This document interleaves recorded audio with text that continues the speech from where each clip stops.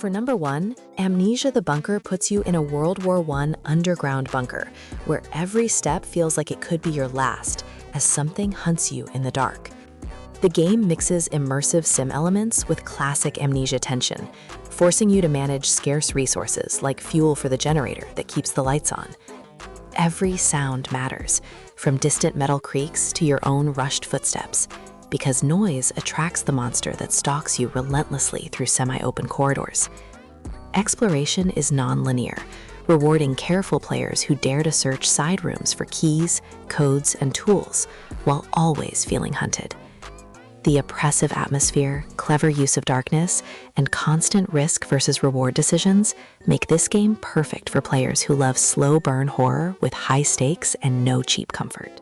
Moving on to number 2, MADiSON is a first-person psychological horror game that traps you inside a cursed house with a demonic presence linked to an old camera. The core mechanic revolves around taking instant photos, which reveal hidden clues, trigger events, or even alter the environment when developed. Puzzles are layered and disturbing, combining occult symbols, cryptic notes, and environmental hints that force you to really pay attention. The game leans heavily into disturbing imagery and audio design, using whispers, sudden knocks, and distant footsteps to make you constantly doubt what is real. With its tight spaces, unpredictable hauntings, and story about possession and family tragedy, MADiSON feels like living inside a cursed found footage movie, ideal if you like slow, tense gameplay without constant jump scares, but with a lingering feeling of dread. At number 3, Visage delivers one of the most unsettling haunted house experiences in modern horror gaming, taking clear inspiration from the legendary PT while building its own identity. You explore a large, realistically detailed house where time and space twist as you progress through different chapters tied to tormented family members. The game uses a sanity mechanic that punishes staying too long in the dark, pushing you to balance your limited light sources with the need to hide from supernatural threats. Visual storytelling is strong, with gruesome scenes, eerie photos, and environmental details that tell you what happened without long cutscenes.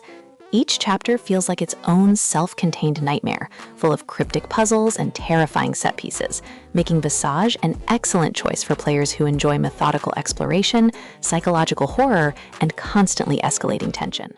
For number 4, Darkwood offers a top-down survival horror experience that proves you do not need a first-person camera to feel absolute terror. Set in a mysterious, corrupted forest, you scavenge during the day for supplies, boards, and fuel, then barricade yourself inside a safe house to survive the night.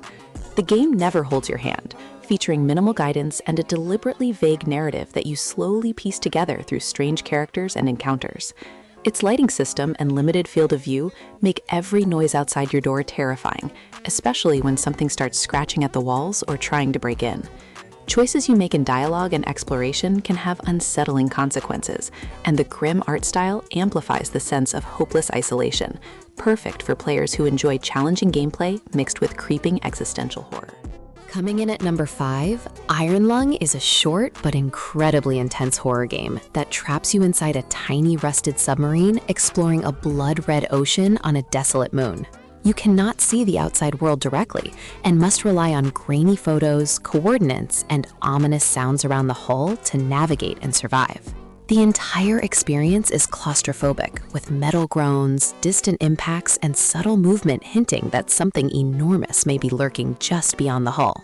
Its storytelling is minimalist yet effective, using logs and small details to suggest a doomed universe where humanity is grasping at desperate expeditions.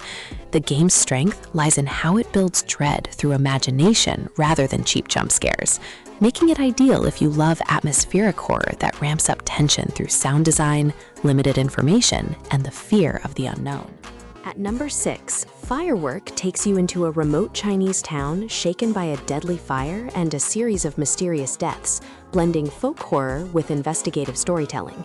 You play as a young police officer reopening an old case, exploring creepy locations like abandoned schools, morgues, and rural homes filled with cultural details and eerie clues. The game uses a side-scrolling perspective, but still manages to create strong tension with its lighting, sound design, and slow reveals. Puzzles focus on logical investigation rather than obscure solutions, encouraging you to follow evidence, read documents, and connect story fragments. The strength of Firework lies in its narrative, which gradually uncovers themes of guilt, superstition, and buried secrets, making it a great pick if you enjoy story-driven horror with emotional weight instead of pure shock value.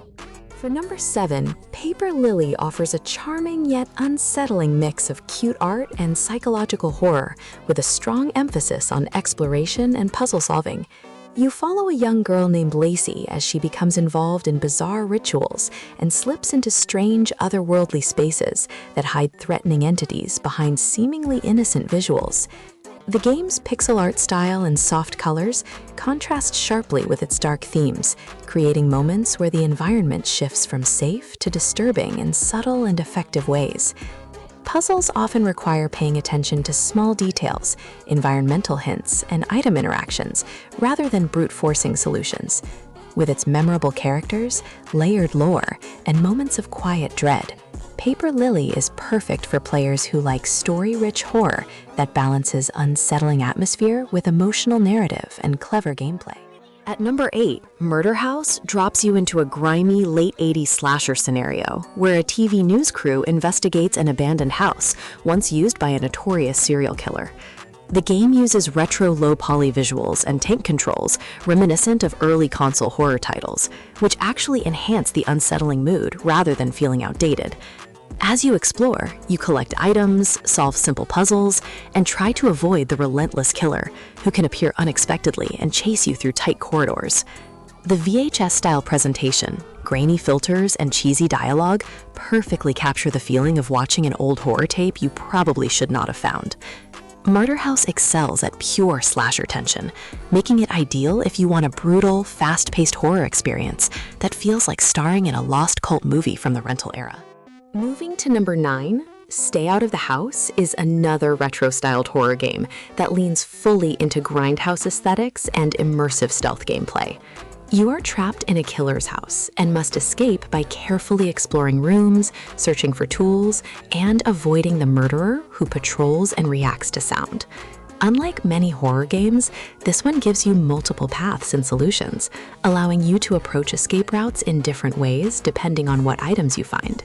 The environment feels alive and hostile, with traps, locked doors, hidden passages, and unsettling details that hint at the killer's past victims.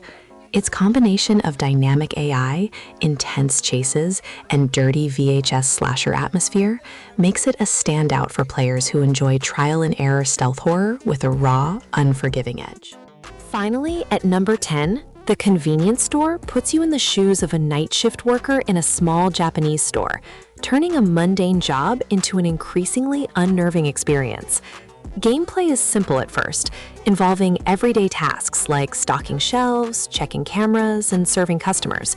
But subtle changes in routine soon introduce eerie events and ghostly encounters. The game relies heavily on atmosphere, using flickering lights, quiet ambient noise, and gradually escalating supernatural moments to build dread, without relying on constant loud scares. Its short length works in its favor, delivering a tight, focused story that captures urban loneliness and modern hauntings in a familiar setting. The convenience store is perfect if you enjoy slow, atmospheric horror that feels grounded and relatable, where ordinary spaces become quietly terrifying over the course of a single shift.